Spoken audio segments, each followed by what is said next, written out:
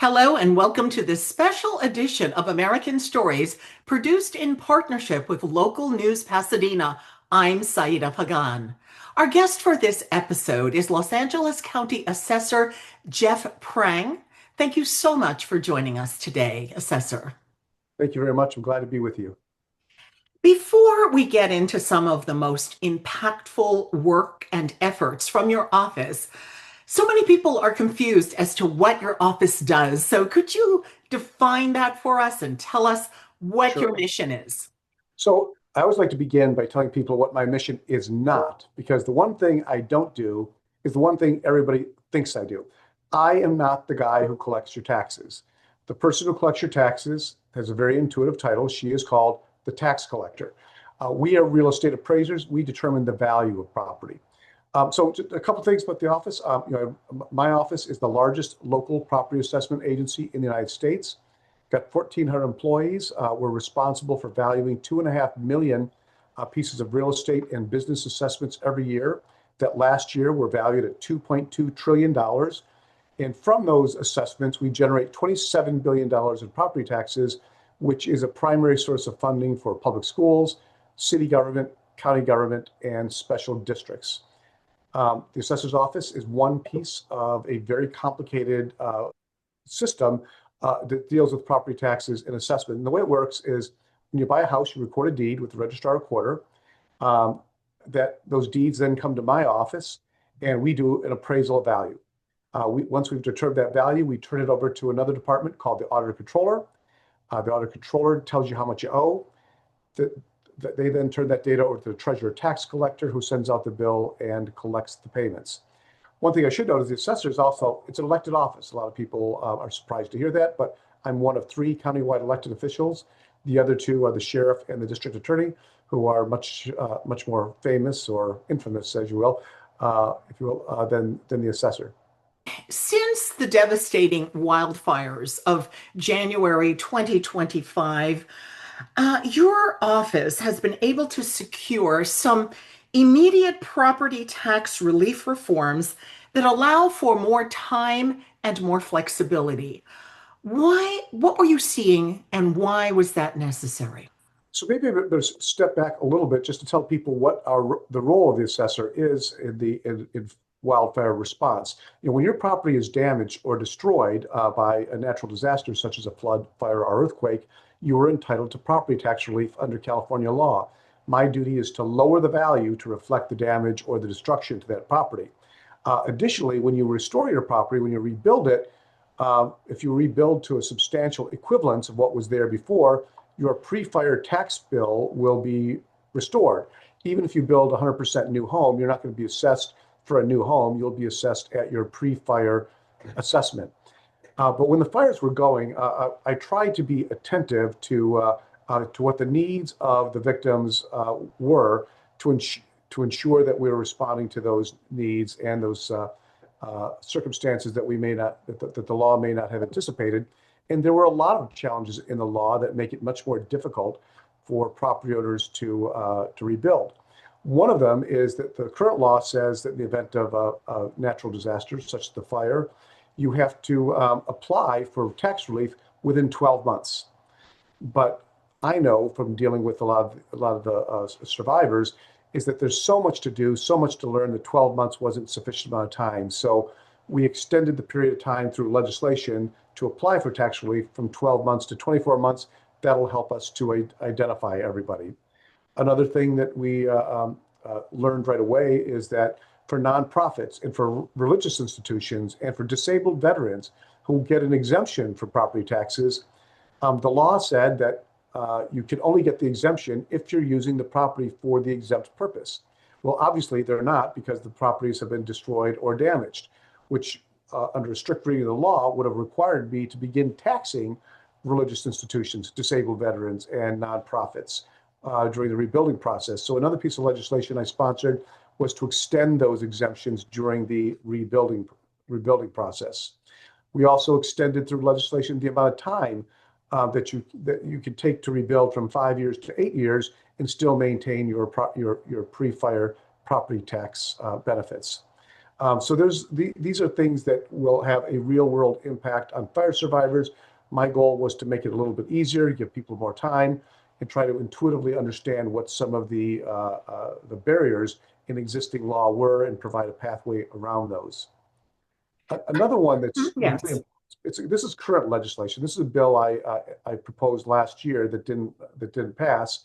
I'm hoping to get a second bite at the apple, but this deals with property owners who are rebuilding. Now, under the governor's emergency proclamation uh, with the wildfires, they're allowing property owners to build up to 110% of the pre-fire footprint and still qualify for an expedited permit. The challenge I saw was that's a building code provision to help people with rebuilding, but that doesn't apply to the assessment standards, which come under a totally different set of laws, the Revenue and Taxation Code. The Revenue and Taxation Code says you can rebuild what is substantially equivalent and maintain your pre-fire tax base. The problem is 110% exceeds what is considered to be substantially equivalent. And there's years and years of practices by all 58 county assessors, lots of guidance from the State Board of Equalization that says 110% exceeds those standards. The legislation I'm sponsoring now is Senate Bill 1352. This will align the building standards with the assessment standards so that people who in good faith are trying to rebuild to 110%, as the governor's proclamation allows, that they're not going to get dinged with a tax bill for that additional 110%. I'm hoping this will get out of the legislature this year and make it very clear that this is something that the public can benefit from. Although I did want to say, I have directed my staff to not assess that at 110%. I issued an administrative directive and came up with a theory as to why I think I can apply that, because I don't want to nickel and dime survivors. But I'm really hoping that there will be legislation that will make it very clear that the policy I've enacted administratively is on solid legal footing. And is there other legislation that you would like to see enacted? Um, you know, there are things that come up from time to time. One of that I can't remember all of them. One of them that occurs to me is people might need more time in paying their property taxes. Property taxes become delinquent on April 30th for fire victims. A lot of people are still struggling to financially to be able to meet that deadline. I had hoped that it would be possible to provide longer tax breaks or longer tax holidays, although I'm told that those run up against constitutional prohibitions. But we are learning through the recovery process that there's just many, many things in the law as it deals with my office or other offices in the tax system that they're just very, very rigid and don't give us the flexibility to show compassion and assistance to people who need a little bit of extra help and a little bit of extra time. Now, let's be clear. This is only for people who've been directly impacted, or does it apply to a certain extent to people who live in fire-prone areas who are concerned that perhaps their property value has gone down or will eventually go down? So there are other programs to assist those people. Most of the legislation that I described impacts people who are in one of the zip codes identified by the governor's office as being impacted by the fire. And this includes homes that were damaged or destroyed, including homes that just experienced that are still standing but had smoke damage. However, if you believe that your home's value has been negatively impacted by the fire and the destruction in your area, if you believe your home has lost value, there is something called a decline in value. And the decline in value says that if the current market value of your home, that is what you could sell for today, is less than your assessed value, which is more or less what you paid for it, then we will lower your assessment to reflect the lower of those two numbers. It is possible if your home had smoke damage, but it's now in an area where all the other homes were destroyed, and you don't want to stay, you want to sell it, but you can't sell it for what the taxable value is, then we can lower that assessment to reflect the current market value. Take us back to the days and weeks after the fires. As the assessor of Los Angeles County, what were your thoughts? So what occurred to me when the fires were still going is that, well, everybody was focused on the first responders who were trying to put the fires out and save lives. I knew that that my office was going to be playing a critical role in the lives of these property owners, not just for a few weeks, but for years as they go through the rehabilitation process of the land and the reconstruction of their properties. And there's just lots and lots of information that is complicated, that's very nuanced, that they needed to know. So we were doing public education about the rebuilding process while the fires were still going. I wanted to make sure people knew that there was property tax relief available to them. I wanted to let them know what it was that they needed to do to apply for that. We retooled our system to make sure that all of our services would be available on something as simple as a smartphone so they could apply for the relief that they needed. More importantly, we proactively lowered the values of properties that were damaged with or without an application. So we want to make sure everybody within the damage area received their tax relief. And we were able to process 18,000 assessment adjustments within the first 90 days after the fire. This is important because that meant that property owners got tax refunds by the end of May. Had we not done the work that quickly, a lot of people would have had to wait to the fall or winter of 2025 before they got their tax refunds. Tell us about some stories that you heard during that time. Stories based on questions. People really want to know what is going to happen. What happens if I rebuild? My home was completely destroyed. If I build a new home, I'm not going to be able to afford the taxes on it. And as I stated, if you rebuild your home to substantial equivalence, even if it's a brand new home, you're not going to uh, be reassessed. Your pre-fire tax base will be restored. Some people were telling me that maybe they were older and they just didn't want to deal with the whole hassle of reconstruction and living in a construction zone for several years. What could they do? And there are options. There are laws that will allow you to move and take your tax base with you to a new home without experiencing a tax increase.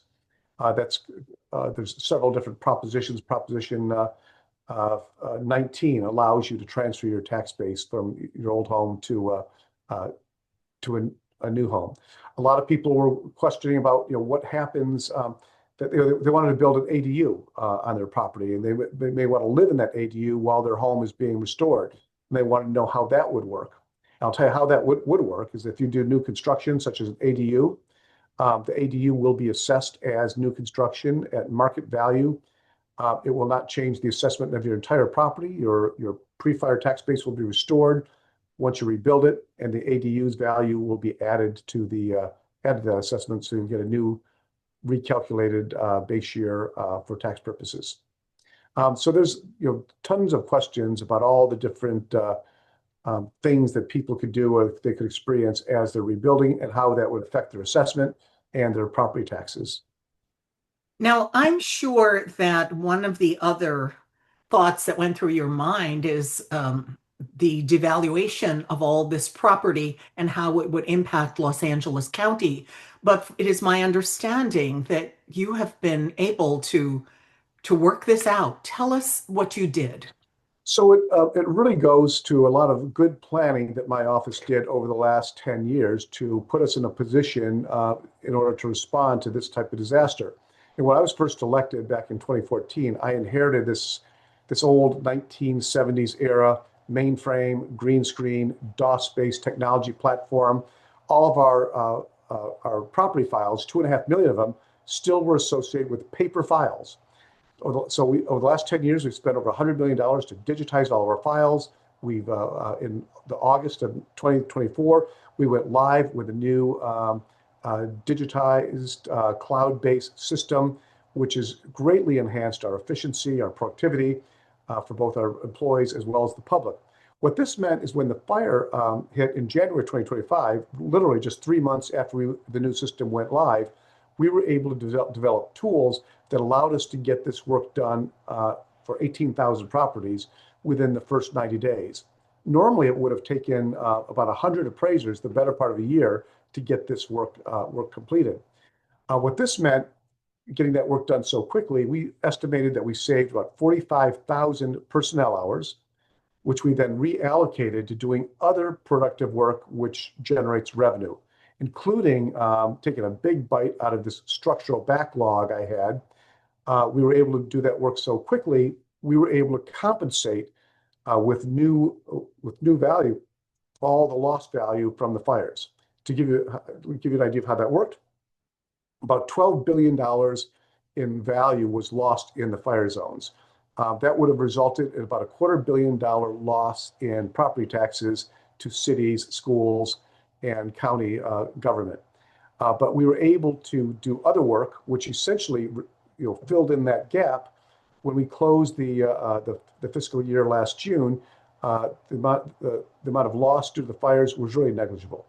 That meant that cities, schools, and the county didn't have to cut services and personnel due to that lost revenue due to the fires. I'd like to talk to you now a little bit about the efforts that your office is putting forward to combat title fraud.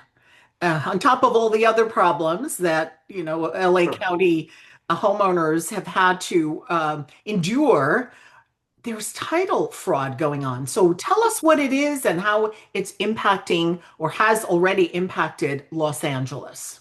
So it's actually a good segue from what I discussed last about with our new technology platform. Our new technology has allowed us to launch all types of new tools that are beneficial for our employees and the public.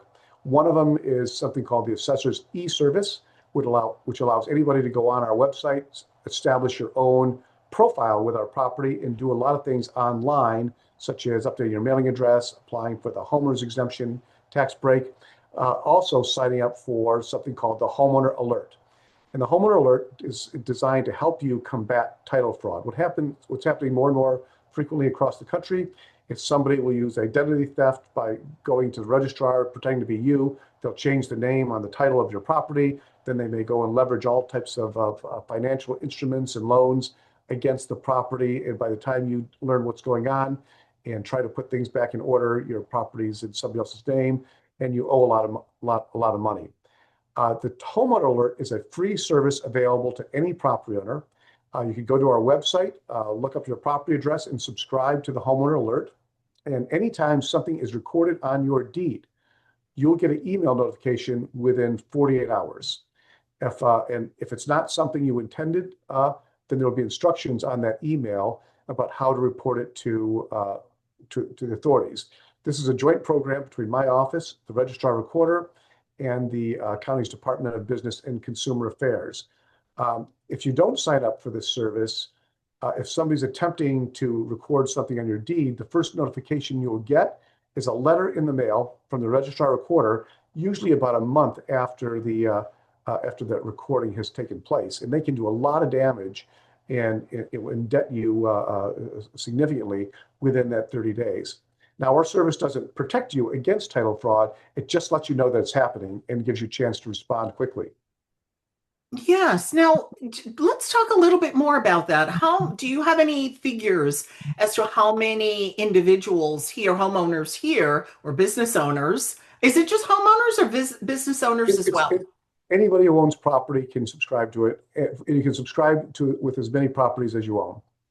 Do So you? it's Okay, thank you. And do you have any idea how widespread it has been here in Los Angeles, say compared to other parts of the nation? Well, I don't think it's been quite as prevalent in Los Angeles or in California. I think we have a little bit better technology and security, but people who are determined can get in and get through and get through the system. I apologize, I don't have any statistics on the actual numbers, but I'm hoping that by more people subscribing to the Homeowner Alert, we can make sure those numbers stay insignificant. And do you have any idea, who these people are? Are they organized individuals? Well, Have has law enforcement shared any information with your office? I don't have those details, but I will tell you it is a very sophisticated operator who can do this because they have to, they've got to use uh, uh, identity theft in order to identify themselves as you. Because when you go to the registrar recorder to change something on the deed, they're going to ask you for all types of identification. in order to prove that that is you. And so that's a lot of effort to come up with those documents and that proof. Additionally, they will move very, very quickly to take out loans or other financial instruments against uh, to secure it against the property, and they'll do that very quickly. They want to get in and out before you discover it and find them. But because in the past, the average person didn't know this was taking place for weeks after it occurred, um, these folks had a chance to get in, change the title, and get their money um, through fraud and then get away before you would be able to identify them. At this point with the homeowner alert, because you're going to be notified right away, you can contact authorities right away and hopefully stop them before they get too far. Now, in addition to the alert, is there any advice you might give to homeowners to perhaps avoid this situation altogether? Is there anything that you can share with Well, homeowners? there are private services that you could subscribe to that actually do protect you and insure you, although there's a cost to those. I think there's there's a company called Title Shield that you could subscribe to. Some of that could be relatively costly for many people. So this service is just the most easy to access alert service that can help protect you for no cost. Looking ahead in the next few years, what do you see perhaps your office working on? Obviously, the wildfire issue is going to be with us for years to come, but tell us about some other ideas that you have, some other plans you might have to assist homeowners and support homeowners. But we're really trying to leverage new technology to provide better and faster and more complete services for property owners. My goal is that anybody who needs to interact with our office for any reason should be able to do so online. That's why I referenced earlier the Assessor's e-service. This lets people take care of all types of transactions that used to require that you come to our office or do things through the mail. You can now do so by subscribing and registering your property with our on our website. I'm trying to find a way to make people who don't agree with their assessments, who file an assessment appeal, trying to make that process work faster so you can get a resolution to your dispute as quickly as possible. I'm also trying to make sure that we're doing as thorough of a job as possible to make sure everybody who should be paying their taxes and should be assessed are doing so. You know, I'm not a revenue generating agency. That's not my primary job. My job is to make sure properties are valued fairly and accurately, but also to make sure that everybody who should be on the tax roll is on the tax roll. Let me give you an example of something that is something we're working on just this year. It's only a couple months old. Deals with part of our office assessment program. I'm also responsible for assessing not just land and buildings. I also assess aircraft, boats, mobile homes. And with aircraft, we do both commercial aircraft, such as at LAX, and privately owned aircraft. Well, we know that many privately owned aircraft have been escaping assessment for a long time. Uh, Aircraft owners will go through great lengths to hide their aircraft from us. They'll register them in other states. Um, and but the law says that if your aircraft is housed in LA County, you have to pay taxes in California based on how long you're in California airspace and how long you're on the ground. So I was able to persuade the board of supervisors to fund a technology initiative that I proposed last fall. It went live on January 1st. And it uses various types of technology to help identify aircraft in LA County. And I can tell you from January 1st till now, we've identified more than 1,000 aircraft in LA County that had been escaping assessment. We conservatively believe that the assessed value of those aircraft is $3.5 billion, which will generate over $35 million in property taxes that previously escaped assessment. And so that we now have found those. We're going to generate that revenue, which will support obviously vital public services such as public education and city services and county services. Do you have any idea where there might be other hidden assets? We think that's probably a lot of boat owners will register their boats in other states, even though you might find them right over there in Marina Del Rey. That's another opportunity for us. Um, but technology will also help us to just make all of our processes work a lot faster for property owners to get resolution to their issues and make it more productive for my um, employees. And I also understand your office is growing and expanding. Is that accurate? We are expanding. We have a lot of work to do. We don't have enough employees to do all of that work. Even though the county budget is in very dire straits right now, and most departments are facing a hiring freeze, and they're going through exercises to contemplate what program cuts might look like. My department has been given permission to continue to hire. The reason being is evident. If we have enough people to process all of the work, the maximum amount of revenue that the county can generate will be available. If I don't have enough people to do that work, then revenues will suffer. So we are hiring real estate appraisers for both real property and business personal property. We're hiring appraiser assistants, and we're hiring another position called ownership technician. These are people who read deeds and permits to determine whether or not they need to be assessed. Do you have any final words for um, folks out there who've been negatively impacted by the wildfires? And, that's front of mind for these individuals. Well, I just want everybody to know that we deeply care about the experience that they went through and and the complexity that they have to face in terms of putting their lives back in order. We want to be as accessible as possible, make our services as accessible as possible.